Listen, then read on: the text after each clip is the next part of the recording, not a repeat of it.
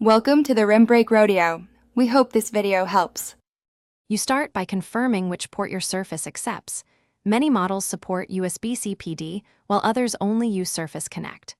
Once identified, grab a USB-C PD power bank or wall adapter rated 4565W or above and a good USB-C to USB-C PD cable. Save work and close heavy apps, because charging under load is slower. Make sure battery-saving modes are off so the system negotiates full power.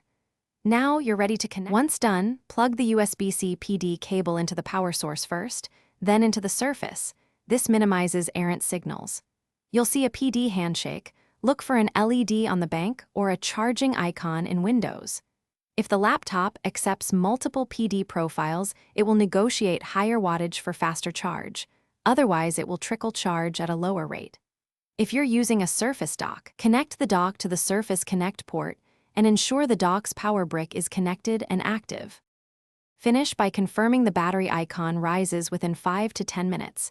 If it does, let it reach a safe level before heavy use. Make sure to unplug in the correct order. Remove the Surface end first. If charging is slow, close apps, dim the screen, and disconnect USB devices to reduce draw. If nothing happens, try a different PD cable or a higher wattage PD source, and make sure firmware and drivers are current.